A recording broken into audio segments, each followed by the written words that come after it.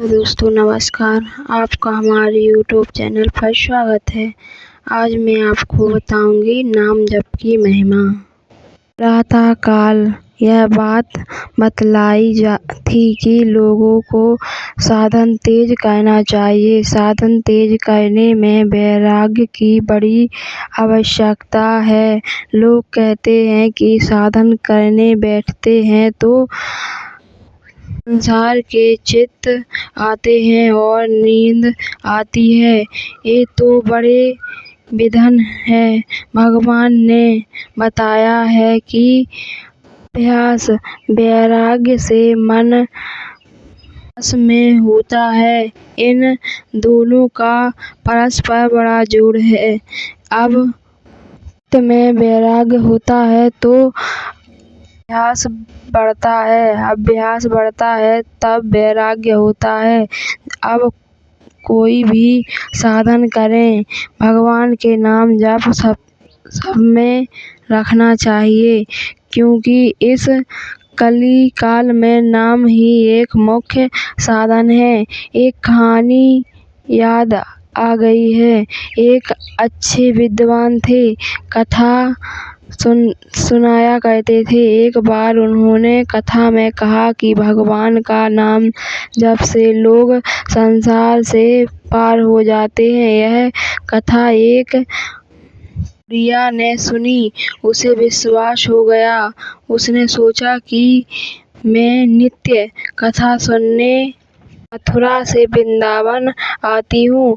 रास्ते में यमुना जी पड़ती हैं, नौका का पैसा लगता है, वह तो बचा लूँ। जब संसार सागर से मनुष्य राम नाम के जप से पार हो जाता है तो यमुना जी तो छोटी हैं। वह नित्य राम नाम जप कर पार होने लगी। एक अमावस्या के दिन भोजन करने के लिए बुढ़िया ने पंडित जी को निमंत्रण दिया। कथा समाप्त होने पर बुढ़िया पंडित जी को साथ ले चली। पंडित जी ने कहा, इधर कहाँ जाती हो, नाव कहाँ है? बुढ़िया ने कहा, नाव की क्या आवश्यकता है, भगवान के नाम से पार हो जाएंगे, आपने ही तो उस दिन बताया था। बुढ़िया यमुना जी में घुसी और राम नाम कहते हुए चलने लगी। पंडित जी ने कहा, हम तो डूब जाएंगे, हम तो नौका पर बैठकर ही आएंगे। बुढ़िया ने कहा, आपकी इच्छा। बुढ़िया तो पार हो गई। पंडित जी नौके से बाहर हुए। पंडित जी को आश्चर्य हुआ। बुढ़िया ने कहा, आपने ही तो कहा था कि राम नाम के जप से मनुष्य भव सागर से पार हो जाता है। यह तो छोटी सी यमुना है। बात है विश्वास की। भगवान के नाम की महिमा जितनी बताई जाए थोड़ी ही है। भगवान के नाम का जप करना चाहिए। इसलिए कई प्रकार हैं। आप कहीं भी हम भूल जाते हैं तो बोल कर नाम जप करें। उससे जप को सुनते रहें, उसमें मन स्थित रखें। आप सुनते हैं किंतु काम में नहीं लाते। सुनने के अनुसार दो सार होने में शंका ही नहीं है। कोई उपाय आप काम में लाएं, झटपट काम हो सकता है। कलयुग में विलंब नहीं हो सकता। भगवान के नाम जप करें, साथ में ध्यान करें तो भी नाम जप ना छूटे। ध्यान करते करते यदि तन्मयता हो जाए तो बात दूसरी है। तुम्हें जब तक होश रहे तब तक नाम जप करना ही चाहिए। हृदय ध्यान मुख राम दो साथ में रहना बहुत उत्तम है। जिस नाम का जाप आप करते आए हैं उसमें फिर बदला करने की आवश्यकता नहीं है। वास्तव में सब नाम भगवान के हैं। भगवान के साथ नाम उन्हें बुलाने वाले हैं। जब मुसलमान लोग अल्लाह, खुदा कहते हैं भगवान तभी उत्पन्न हो जाते हैं। कारण ये भी तो है उनके भी नाम हैं। इसलिए हमें निरंतर भगवान के नाम का जाप करना चाहिए तथा स्वरूप का ध्यान करना चाहिए, चाहे साकार का हो, चाहे निराकार का हो, चाहे राम का हो, चाहे विष्णु का हो। नाम जप और स्वरूप का ध्यान एवं यह मुख्य बात है भगवान की। सब इंद्रियों के जोरों को रोककर साथ मन को हृदय में स्थित करके फिर उस जीते हुए मन के द्वारा प्रेरणा को मस्तक में स्थापित करके परमात्मा संबंधी योग धारणा में स्थित होकर जो पुरुष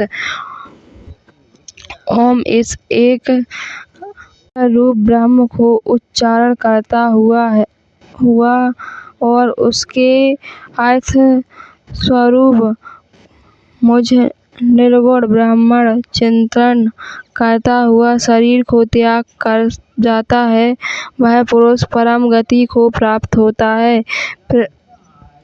प्रेम पूर्वक ध्यान करना चाहिए। प्रेम होने से यदि श्रद्धा नहीं है तो बिना श्रद्धा हठपूर्वक नाम जप करते रहो, आगे जाकर श्रद्धा हो जाएगी। मन नहीं लगे तो भी करो, आगे मन लगेगा।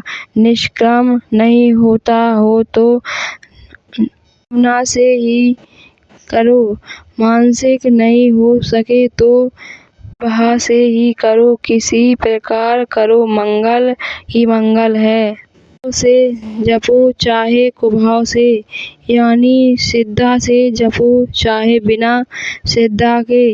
जप से सारी बात स्वतः हो ही जाएगी। ध्यान नहीं लगे तो नाम जप ही करो। यदि आप कहें श्रेष्ठ क्या है, श्रेष्ठ तो ध्यान सहित नाम जप है, और जब मानसिक और प्रेम पूर्वक निष्काम भाव से हो तो भगवान शीघ्र मिल जाते हैं। नाम के जप के साथ 4 चीजें अद्भुत लाभ देने वाली हैं। पहली, मानसिक हो। दूसरा, निष्काम भाव हो।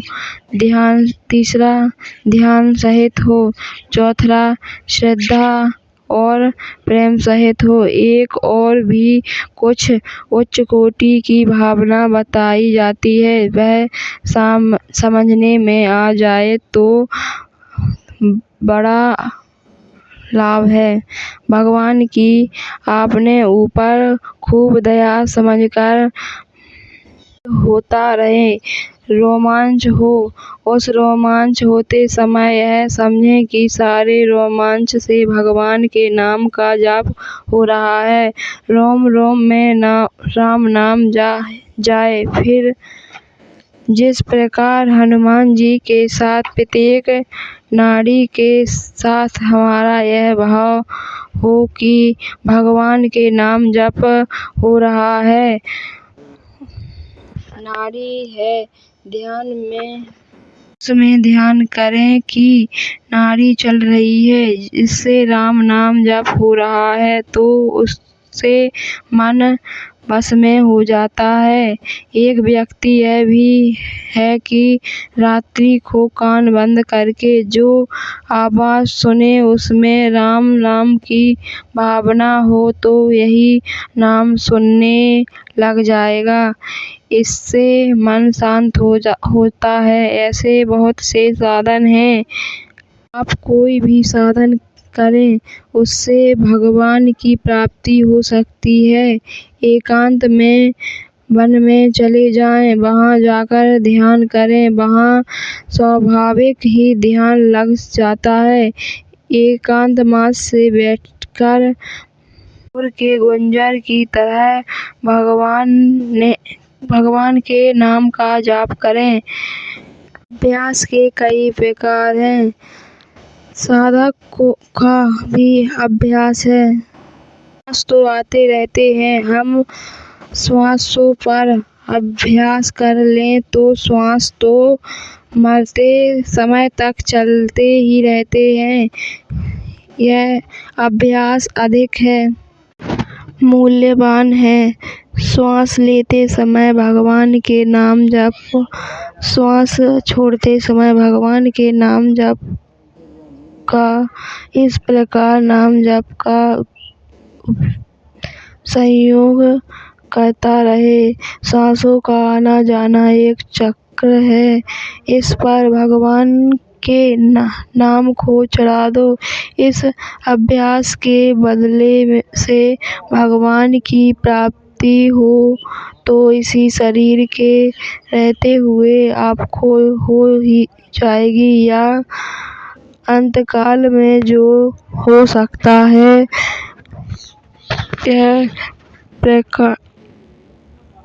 यह तो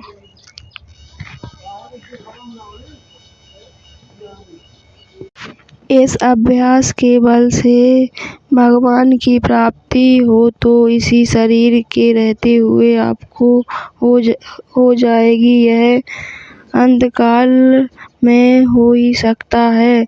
यह प्राणों की उपासना है, बड़े ऊंचे साधन है, इसमें कोई विद्वान नहीं है। देवता लोग एक बार ब्रह्मा जी के पास गए कि कोई उपाय बताएं जिसमें हमें राक्षसों से भय न हो। ब्रह्मा जी ने कहा, तुम लोग ब्रह्मा की उपासना करो। वासुदेव सर्वमिति यह अभ्यास बताया। जो कुछ है ब्रह्म है, सब में तुम्हारी समृद्धि हो जाएगी तो तुम अजर अमर हो जाओगे, तुम्हारा नाश नहीं होगा। ब्रह्मा जी ने यह उपदेश दिया। देवताओं ने ऐसा अभ्यास करना प्रारंभ किया। लोगों को पता लगा तो उन्होंने मन डालना प्रारंभ किया। उनके भेद बुद्धि पैदा कर दी, भयानक चित्र दिखाए, जिससे उनमें वृद्धि उत्पन्न हो गई। समबुद्धि नहीं रह सकी। देवता पुनः ब्रह्मा जी के पास गए, कहा तुम दूसरा उपाय बताइए। ब्रह्मा जी ने बताया, एकांत में ध्यान करो, जो ध्यान में आए उसे परमात्मा समझो। कल्प को ही परमात्मा समझकर उपासना करो। आकार ध्यान लगाए। असुरों को पता लगा कि तुम दूसरा साधन प्रारंभ किया है। उन्होंने देवताओं के मन में प्रविष्ट होकर ऐसे ऐसे चित्र दिखाए जिनसे राग दोष हो जाता है, समबुद्धि नहीं रह सकती। वे फिर ब्रह्मा जी के पास गए, वहाँ तुम्हारी उपासना बताइए। ब्रह्मा जी ने कहा, ऐसी उपासना करो कि शब्द ही ब्रह्म है। असुरों को पता लगा कि देवताओं ने दूसरी उपासना प्रारंभ की है। असुर लोग गए, जाकर कानों में कहा, आप तो योगीराज हैं। उनकी स्तुति गाने लगे। स्तुति प्यारी लगी। असुरों का दूसरा दल आया, वह गाली देने लगा। उसमें दोष बुद्धि उत्पन्न हो गई। देवता फिर ब्रह्मा जी के पास गए, कहा क्षमता नहीं रह सकी, ऐसा उपाय बताइए जिससे राग दोष न हो। ब्रह्मा जी ने कहा कि जो तुम्हारे श्वास आती जाती है उनकी उपासना करो, श्वास में भगवान का ध्यान करो। देवताओं ने ऐसा ही किया। राक्षसों ने पुनः बाण डालना चाहा किंतु नहीं डाल सके। देवताओं की विजय हो गई। कई प्रकार के साधन आपको बताए गए, कोई भी आपके ऊंचे सो करें, कोई भी आपके जचे सो करे। यहाँ पर तो कोई विघ्न डालने वाला भी नहीं है। श्वास के द्वारा उपासना करें, यह बड़ा अच्छा साधन है। श्वास आते जाते समय भगवान के नाम जप करें, कुछ भी करें करना चाहिए। आप कहें और सरल साधन बताएं। सांस में जो विरक्त पुरुष हुआ है, जैसे सुखदेव जी, भरत जी, इनका ध्यान करने से भी चित्त में वैराग्य हो जाता है। किसी में भी विश्वास न हो तो राम नाम जपो, बिना ध्यान के ही जप करो। बिना ध्यान किए भी नाम के जप से क्या भगवान मिल जाएंगे? अवश्य मिलेंगे। बिना रूप देखे ही नाम का जाप करना चाहिए, इससे हृदय में विशेष प्रेम होता है, भगवान प्रकट हो जाते हैं। फिर सब जगह मौजूद हैं, प्रेम से प्रकट होते हैं। शिव जी कहते हैं, मैं जानता हूँ, इसलिए हमें प्रेम से भगवान के नाम जप करना चाहिए। नारायण नारायण। साधना में खूब जोश के साथ लगना चाहिए, जिससे नवजीवन का संचार हो जाए। जैसे युद्ध करने वाले सैनिकों को खूब जोश देकर लड़ाई में भेजा जाता है। खूब शक्ति लगाकर खूब जोश के साथ लगा जाना चाहिए। जैसे युद्ध का बाजा बजने से क्रय में भी वीरता आ जाती है, सब लोग युद्ध में लग जाते हैं। हनुमान जी देवताओं में भी श्रेष्ठ हैं, कारण हनुमान जी देवता भी हैं, भक्त भी हैं, ब्रह्मचारी भी हैं, भगवानों में भी सबसे प्रधान है। भगवान की आज्ञा पालन में भी एक नंबर है। धर्म में भी युधिष्ठिर, मर्यादा पालन में रामचंद्र जी, माता पिता की सेवा में भी स्वर्ण और चिंता में कंस का नाम लिया जाता है। कंस को कसाई से बढ़कर भी कहते हैं। कसाई माँ बाप को इतना दुख नहीं देता जितना कंस ने दिया। हमें स्वर्ण कुमार बनना चाहिए, कंस नहीं।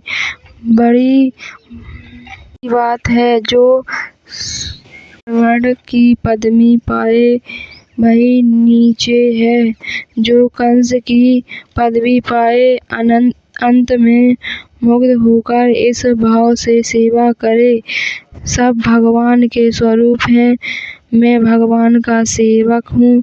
इस प्रकार समझकर जो सेवा करे वह भगवान का परम भक्त है। भगवान कहते हैं, परंतु हे अर्जुन, अनन्य भक्ति के द्वारा इस प्रकार चतुर्भुज रूप वाला मैं यक्ष देखने के लिए, तत्व से जानने के लिए तथा प्रवेश करने के लिए अर्थात की भाव से प्राप्त होने के लिए भी हूँ। मैं सेवक हूँ और सब चराचर जगत भगवान का स्वरूप है। इस प्रकार समझकर नाचते हुए सेवा करें। सुखी की सेवा करने से भगवान शीघ्र मिलेंगे। कभी कभी स्वयं भगवान ही दुखी का वेश धारण करके आते हैं। इस प्रकार समझकर खूब प्रेम से मुग्ध होकर सेवा करें। यदि यह बात हमारे समझ में न आ जाए तो सेवा करने के लिए लड़ाई हो जाए। भगवान कहते हैं, इस प्रकार समझकर खूब स्वाद लेते हुए खूब प्रसन्न होकर सेवा करें। जैसे वैराग्यवान पुरुष वैराग्य में, भक्त भजन में, विषयों में स्वाद लेता है, इसी प्रकार सबको भगवान समझकर स्वाद लेते हुए सेवा करें। खूब मुग्ध होकर दया भाव पूर्वक होकर सेवा करें। दूसरों के दुख से दुखी, दूसरों के सुख से सुखी होना, यही संतान का प्रधान लक्ष्य है। यही बात भगवान राम ने भरत से बताई है। यह सब समझकर दूसरों के दुख में दुखी और सुख में सुखी होने की चिंता करें।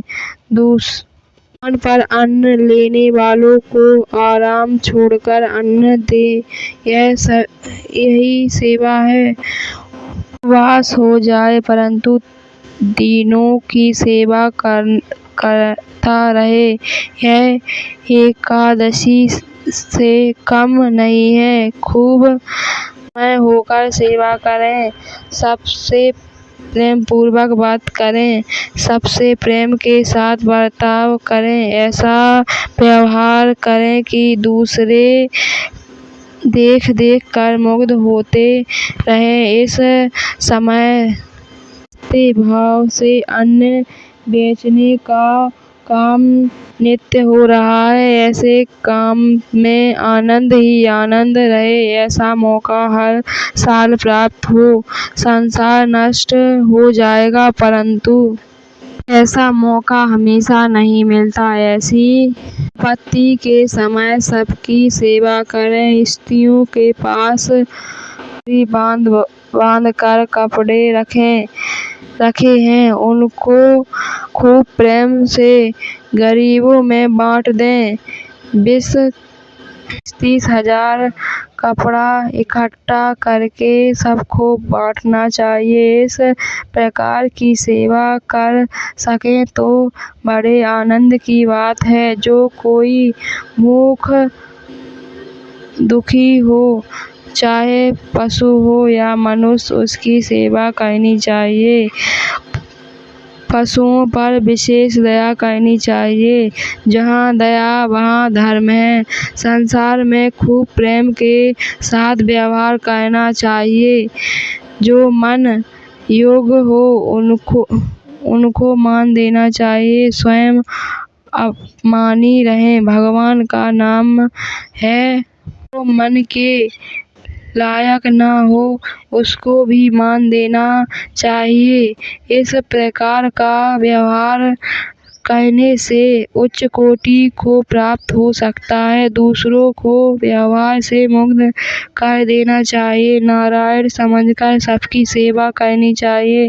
तन मन धन सब प्रकार से सेवा करनी चाहिए। दुनिया भी इससे प्रसन्न हो जाती है।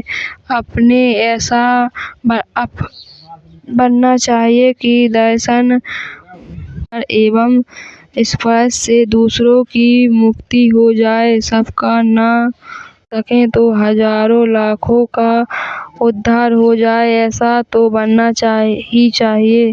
संत की इसी से बड़ाई है कि उनका उत्तम गुण आचरण सब दूसरों के हित के लिए रहता है। इसके लिए कामना करनी चाहिए। यह कामना अच्छी है, सहायता करने वाली है। मन में खूब वैराग्य से चेष्टा करनी चाहिए।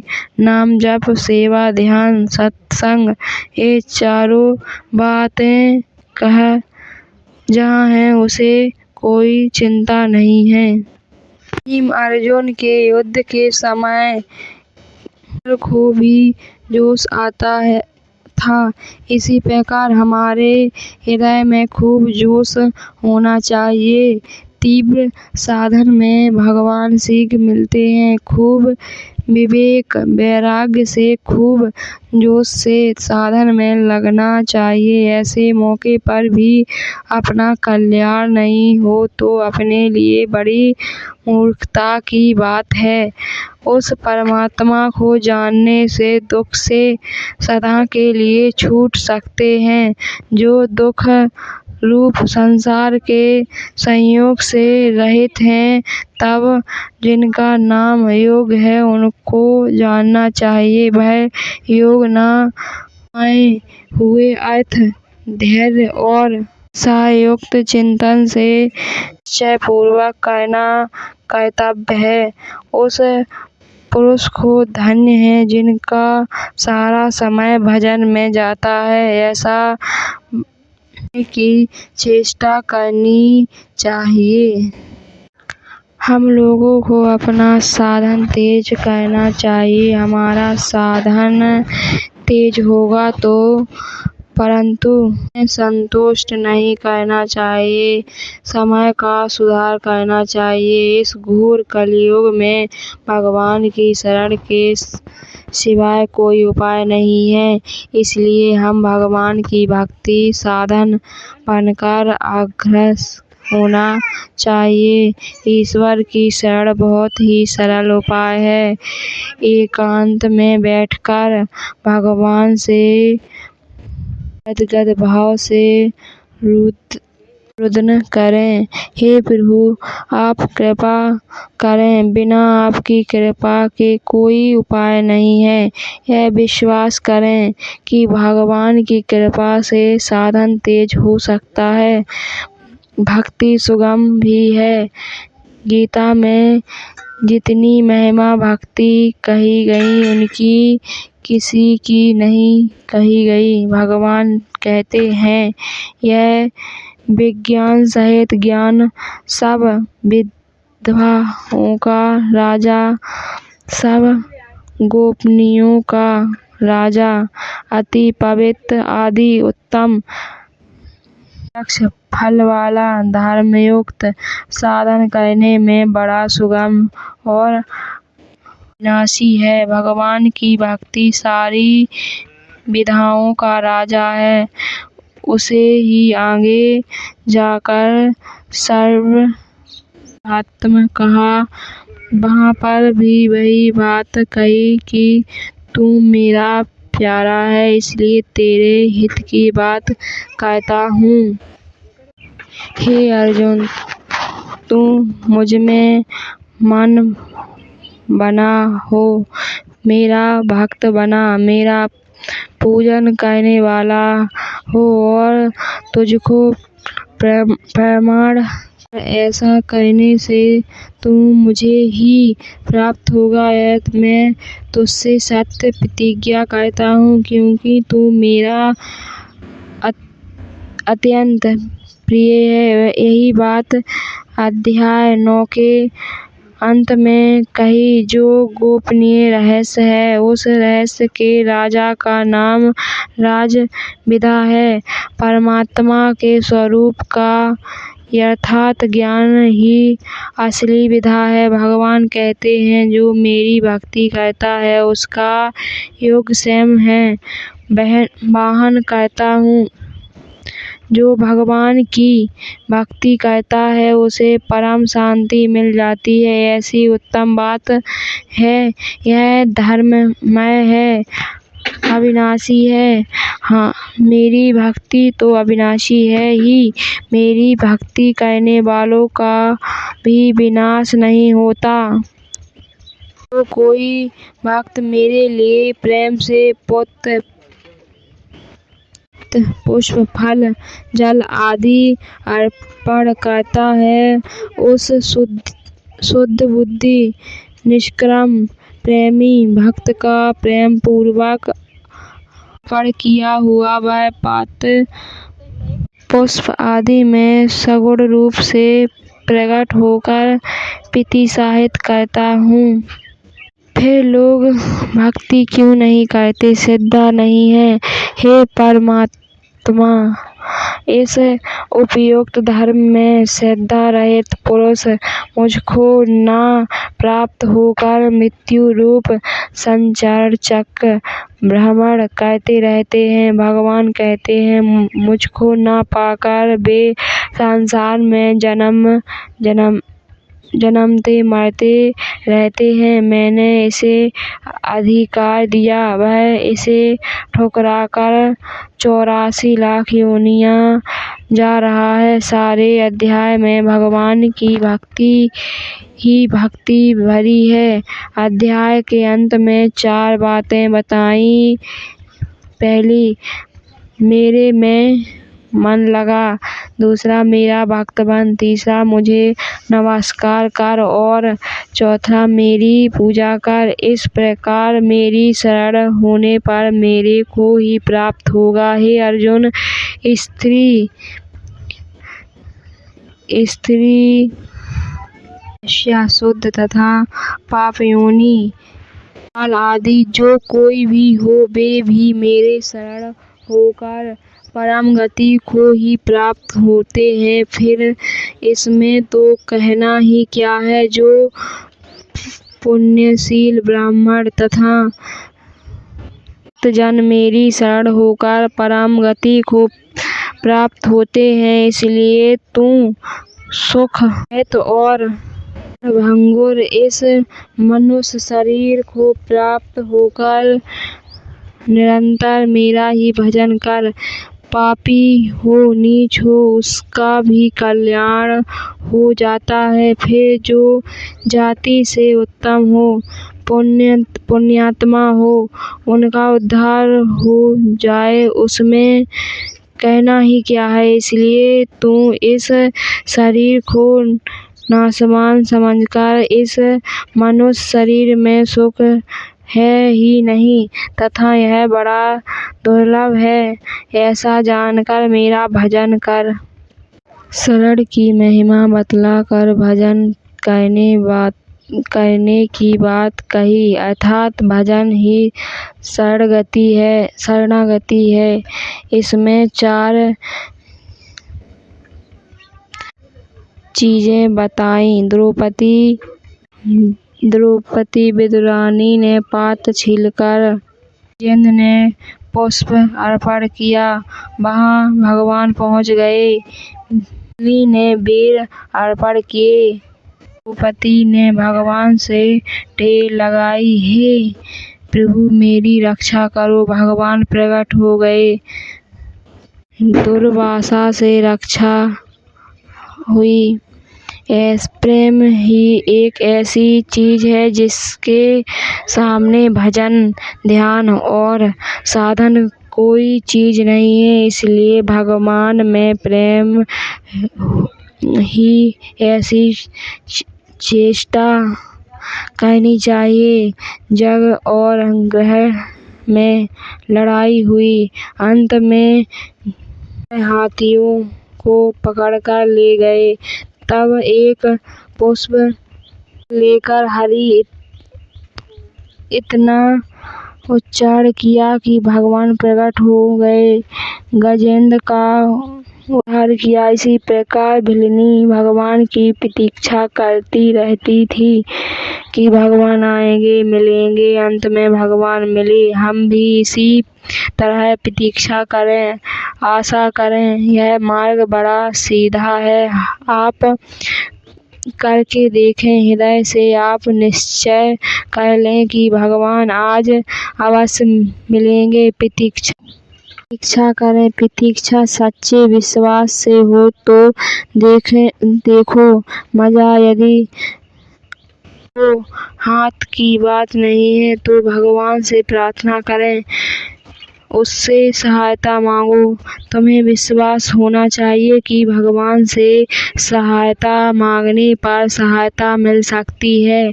मंगलनाथ जी महाराज से एक कथा सुनी हुई है। राम लक्ष्मण वन में जा रहे थे। ऋषि रास्ते में मिले। कहा आश्रम पवित्र करें। भगवान ने कहा बिल्ली कह रही थी। ऋषियों ने कहा वह तो बहुत दूर रहती है। भगवान ने कहा मुझे तो वहीं जाना है। ऋषियों ने घेर लिया। भगवान ने पूछा आप लोग क्या चाहते हैं? ऋषियों ने कहा महाराज यह एक घर है, वह लाल हो गया है, इसे पवित्र करें। भगवान ने कहा मैं किसी प्रकार पवित्र करूं? ऋषियों ने कहा आप अपना चरण रख दें तो पवित्र हो जाएगा। भगवान ने वहां गए, स्नान किया, तब भी सरोवर उसी तरह रहा। भगवान ने कहा मैंने तो पहले ही कहा दिया था, मेरे से पवित्र नहीं हो सकेगा। ऋषियों ने उपाय पूछा। भगवान ने कहा आप मानेंगे नहीं। ऋषियों ने कहा अवश्य मानेंगे। भगवान ने कहा बिल्ली को लाओ, वह यहाँ स्नान करे तो अवश्य पवित्र हो जाएगा। ऋषियों ने बिल्ली को आवाज दी, वह भागने लगी। ऋषियों ने कहा मारेंगे नहीं, भगवान आए हैं। वह आई, भगवान को देखकर चरणों में पड़ गई। भगवान ने कहा सरोवर में स्नान कर। बिल्ली ने हाथ पैर धोया। धोते ही सरोवर कंचन के समान हो गया। भगवान फिर बिल्ली के आश्रम पर गए, वहां बेर खाए। बिल्ली का शरीर भी शांत हो गया। भगवान ने उसका उद्धार कर दिया। रति देव की कथा प्रसिद्ध ही है। नमस्कार करने से कल्याण, मरने के लिए समय आदि भगवान को हम नमस्कार कर लें तो प्राण पार है। पूजा कर ले तो प्राण पार है। भजन कीर्तन कर ले तो प्राण पार है। इससे एक ही ले तो बेड़ा पार है। फिर चारों चीजें तो हो तो कहना ही क्या है। भगवान को याद करना यह बड़ी उच्च कोटि की बात है। चौथी बात चरणों में गिर जाना चाहिए। भगवान के मन में संतुष्ट रहें। सूक्ष्म से भी सूक्ष्म आध्यात्मिक विषय मोटे शब्दों में बहुत सरलता से समझाया जा सकता है। भाव ग्रहण होने पर भी शब्दों की योजना इस प्रकार की सरल एवं सुबोध होनी चाहिए ताकि सबको, बालक, माता, बहनें तथा अनपढ़ सभी लोग समझ सकें। खूब ध्यान देकर सुनना चाहिए। एक राजा था। उसने अपने राज्य में यह घोषणा करवा दी कि जो मेरे बगीचे में कल आकर मुझसे सबसे पहले मिलेगा उसको मैं अपना सारा राजपाट दे दूंगा। इस बगीचे में आकर मिलने के लिए राजा ने सबको 2 घंटे का समय भी दे दिया। राजा ने बगीचे के चारों दरवाजे पहरेदार बैठा दिए, जो बगीचे में प्रवेश करने वालों को एक प्रवेश पत्र बनाकर देते और उसकी एक प्रतिलिपि अधिकारीगण अपने पास रख लेते। राजा के महल में जाने पर 4 मार्ग थे। किसी मार्ग से जाने पर महल तक जा सकते थे। मार्ग में जगह जगह फोन, रेडियो, हारमोनियम की तरह तरह के सुंदर लगे हुए थे। मिलने जाने वाले कई लोग फोन, रेडियो ध्वनि को सुनकर बीच में अटक जाते। कई लोग बढ़ते तो ऐसा आराम के समान एवं सुंदर स्त्रियां थीं, जिनके साथ हंसी मजाक विषय भोग आदि में लग गए। बाकी बचे आगे बढ़े तो यज्ञघर एवं चिड़ियाघर में नाना प्रकार के सुंदर दिखने योग्य पदार्थ थे। उन्हें देखने में अटक गए। कुछ बाकी बचे तो वे आगे बढ़े तो देखा खाने पीने के उत्तम पदार्थ, मेवा आदि थे, उनको खाने में लग गए। कुछ बचे वे लोग आगे बढ़े तो देखा इत्र, फूले, नाना प्रकार के सुगंधित आयोजन हैं, उनके रसास्वाद में अटक गए। अंत में कोई एक आदमी जाके राजा बगीचे की सैर करते राजा के पास पहुंच गया। बाकी सब लोग ऐसा आराम और भोग विलास में लग गए। बगीचे में घूमने की 2 घंटा अवधि निर्धारित थी।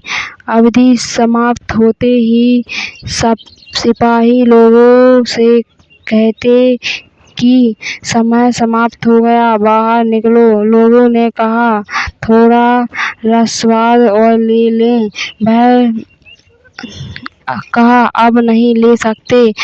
सबको धक्का देकर बाहर निकाल दिया। इसी प्रकार मेवा खाने वालों को, हीरा मंडलीने वालों को, स्त्रियों के साथ हंसी मजाक योग करने वालों को, सबको धक्का देकर बाहर निकाल दिया।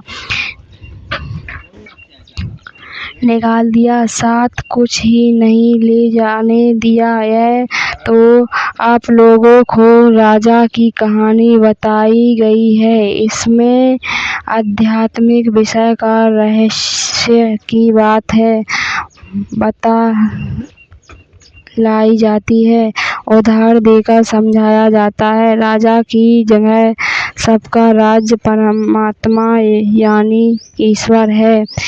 बगीचे में राजा के पास जाने के सड़क के 4 मार्ग हैं। यह परमात्मा के पास जाने के 4 मार्ग हैं। पहला भक्ति मार्ग, दूसरा ज्ञान मार्ग, चौथा योग मार्ग, तीसरा चौथा निष्काम कर्म योग मार्ग। जो मनुष्य 4 सड़कों में किसी एक से सीधा राजमहल में चला गया, उसको राज्य की प्राप्ति हो जाएगी एवं पूर्व अधिकारी मिल जाएगा। उसी प्रकार इन 4 मार्गों के सहारे जो किसी भी एक मार्ग को पकड़कर भगवत प्राप्ति का साधन करता है, वह भगवान के परम मत को निश्चय ही प्राप्त हो जाता है। संसार में 5 प्रकार के पदार्थ हैं। पहला शब्द, दूसरा स्पर्श, तीसरा रूप, चौथा रस, पांचवा गंध। द्वापर पहले राजा ने शब्द की योजना कर रखी थी। हारमोनियम, रेडियो आदि यंत्रों को सुनने में जो अपना समय व्यतीत करते हैं, वे उस मगध की तरह हैं जो बिन को सुनकर आसक्त हो जाता है, ईंधन की शुद्धि खो बैठता है, तब उसे बाध्य पकड़ लेता है और मार देता है। इसी प्रकार शब्द आदि सुनने में यानी आयु बीत जाने पर उनको यमराज के दूत मार मार कर यमलोक को ले जाएंगे। उनकी एक भी बात नहीं सुनी जाएगी। दूसरे बहुत से भाई लोग स्त्री पुरुषों के विषयों में रत हैं, उनकी दशा भी इसी तरह की है। तीसरे प्रकार के व्यक्ति नेत्रों के वशीभूत होकर अजय बिगर चिड़ियाघर देखने आए उन लोगों की हालत संसार में दीपक के पंक्तियों की तरह है। चौथे प्रकार के लोग नाना प्रकार के मेवा जी के रसस्वाद में रक्त हैं, उनकी हालत जल की मछली तरह है। और पांचवें प्रकार के लोग जो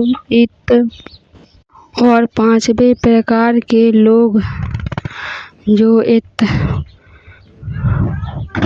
तेल आदि की गंध में और उनका रसस्वाद कहने के लिए रत थे, उनकी हालत भौरों की तरह है। इस प्रकार ये पशु पक्षी कीट पतंग आदि इन 10 इंद्रियों के वशीभूत होकर अपने प्राणों को खो बैठते हैं। ऐसे ही जो मनुष्य शरीर को पाकर भी संसार की विषय भोगों में बुरी तरह आसक्त हैं, वे भी इन पशुओं की तरह ही हैं।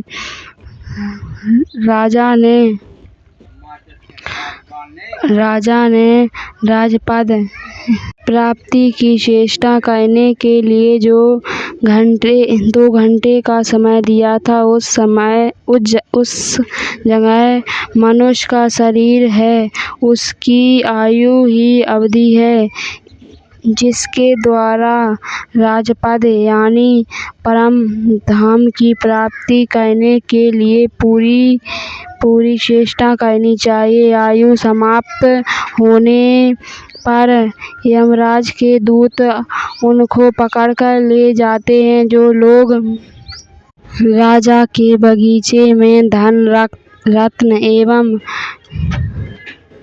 वार्ता की बांधकर ले जाना चाहते थे, उन्हें सिपाही लोग धक्का मारकर बगीचे के बाहर निकाल देते हैं, साथ में कुछ भी नहीं ले जाने देते थे।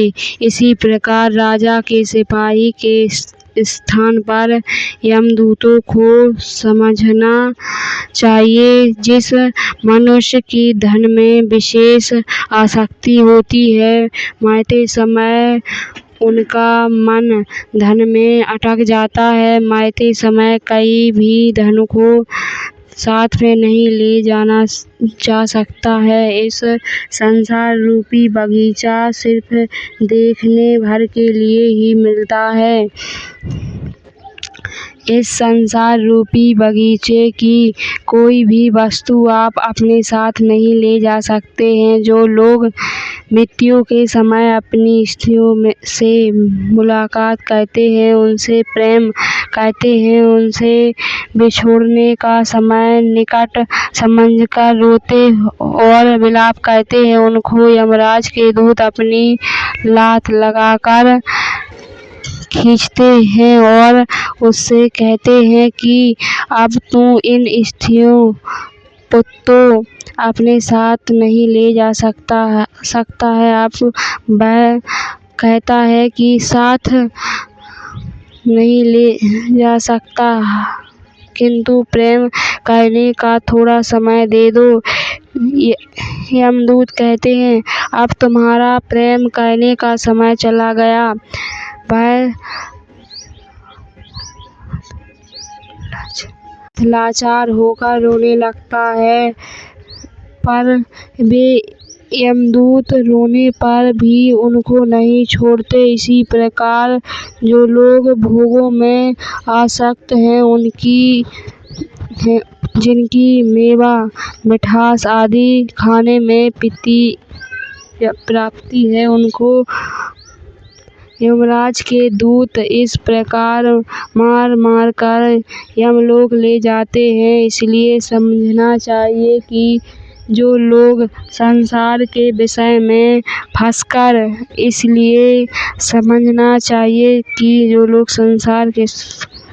विषयों में फंसकर समय बिताते हैं, उन लोगों की इसी प्रकार की दुर्गति होती है।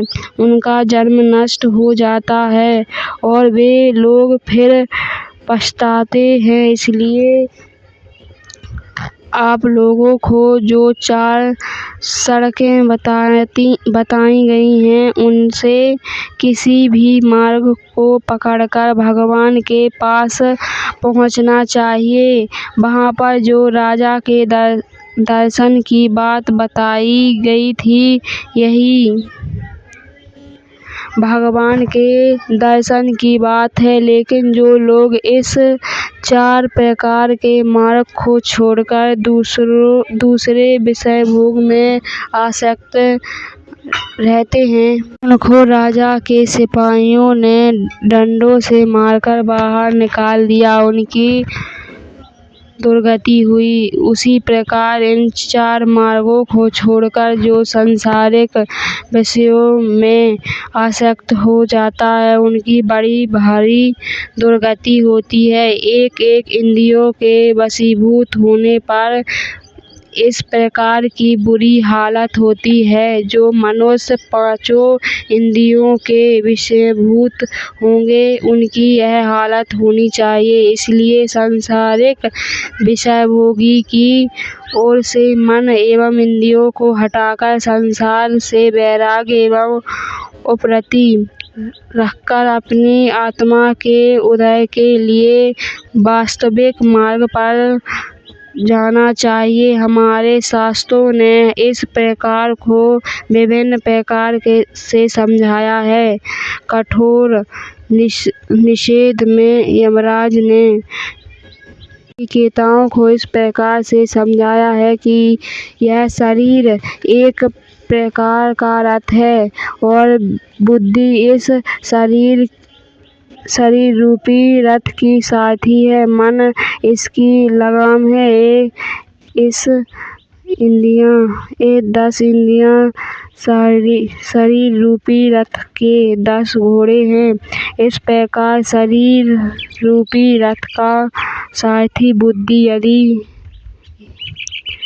संयोग होता है, तब तो यह घोड़े की लगाम को एक साथ खींचकर रथ को सड़क पर ठीक से रोक लेता है। लेकिन जिसका सारथी संयोग नहीं है, उसके मन एवं इंद्रियां दुष्ट प्रभाव की हैं। वे दुष्ट प्रभाव वाली इंद्रियां इस शरीर रूपी रथ को सड़क पर उतार कर ढंग में गिरा देती हैं। जो मनुष्य मन एवं इंद्रियां ठीक से अपने नियंत्रण में करके अपनी मंजिल को तय करने पर उतर होता है, वह अपनी मंजिल को तय कर लेता है। इसलिए जो मन एवं इंद्रियां रूपी घोड़ों को वश में नहीं करता, उसके वे चंचल घोड़े विषय रूपी घोड़ों से घास को देखकर सही सड़क से नीचे उतरकर गड्ढे में गिर जाते हैं और उनकी इस प्रकार से दुर्गति होती है। इसलिए इन विषय रूपी घास की ओर से इंद्रियों की लगाम को खींचकर रखना चाहिए, ताकि वे विषय के फेर में पड़कर गड्ढे में न गिर जाएं। इस प्रकार यह रथ का रूप का भी बड़ा सुंदर है। इससे बालक स्त्रियां भी ठीक से समझ सकते हैं। इंद्रियों को स्थूल शरीर से पार योनि श्रेष्ठ बलवान और सूक्ष्म कहते हैं। इन इंद्रियों से पार मन है। मन से भी पार बुद्धि है और जो बुद्धि से भी अत्यंत पार है वह आत्मा है। इस प्रकार बुद्धि से पार अर्थात सूक्ष्म बलवान और अत्यंत श्रेष्ठ आत्मा को जानकर और बुद्धि के द्वारा मन को वश में करके हे महाभाव तू इस कामरूप स्तूप मार डाल। इंद्रियों से परे इंद्रियों के अर्थ विषय, उससे परे मन एवं मन से परे बुद्धि, बुद्धि से परे महान आत्मा के परे अव्यक्त एवं अव्यक्त से परे परम पुरुष परमात्मा है और परम पुरुष परमात्मा से परे और कोई भी वस्तु नहीं है। गीता में बतलाया गया है कि विषय से मन को वश में करने के लिए बुद्धि से मन को वश में करने के काम रूपी स्तूप को मार डालो। काम क्रोधित महान स्तूपों को नाश करके अपनी आत्मा का उद्धार करने के लिए उत्तम मार्ग पर सही सड़क पर चलना चाहिए। काम, क्रोध और लोभ ये तीन नरक के द्वार हैं। ये अपनी आत्मा का पालन करने वाले एवं घोर नरक को ले जाने वाले हैं। इनको त्याग कर जो मनुष्य शास्त्र विहित एवं सत्पुरुषों को महापुरुषों के बतलाए गए मार्ग पर चलते हैं उनको परमात्मा की प्राप्ति हो जाती है। ये मार्ग कौन से हैं? पहला ज्ञान योग, दूसरा भक्ति योग, तीसरा निष्कर्म योग, चौथा अष्ट योग और ही आचार भी करवाते हैं। काम से व्यक्ति चार में एवं लोभ से झूठ, कपट, बेईमानी और क्रोध से हिंसा में मनुष्यों की प्रवृत्ति होकर मनुष्य को नरक में जाना पड़ता है। इसलिए इन तीनों स्तूपों पर विजय प्राप्त करनी चाहिए। मन एवं बुद्धि से इंद्रियों को वश में किए बिना आत्मा का कल्याण नहीं हो सकता। में इस बात की घोषणा की गई है कि जिनका मन बस में नहीं है उनको योग की प्राप्ति होना कठिन है और जिनका मन बस में है वे यदि योग प्राप्ति के लिए प्रयत्न करें तो उनको योग की प्राप्ति हो सकती है। भगवान की प्राप्ति करनी चाहिए।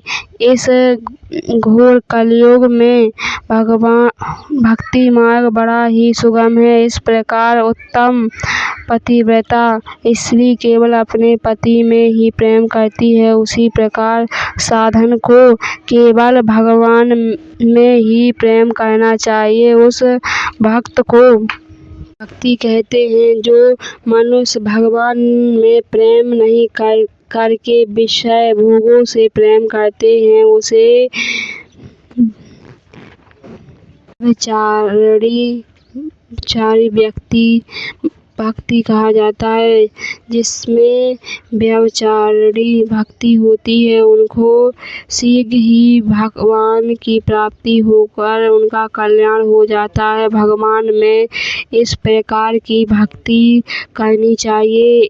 इस बातों को उदाहरण देकर बतलाया गया है। एक कन्या थी, उसकी सगाई जिसके साथ हुई वह बड़ा ही सुंदर गुणवान था। उसके समान दूसरा गुणवान लड़का ही नहीं था। जो ब्राह्मण देवता सगाई के समय आया था, वही दोबारा फिर लड़की के घर आया। हाथों तक कान, गला एवं कड़ों के आभूषण साथ में लाया और साथ में एक दाहिने हाथ की थी उनसे सोने की कुछ 10 चूड़ियां लाकर ब्राह्मण देवता ने उस कन्या के हाथ में दी। वह कन्या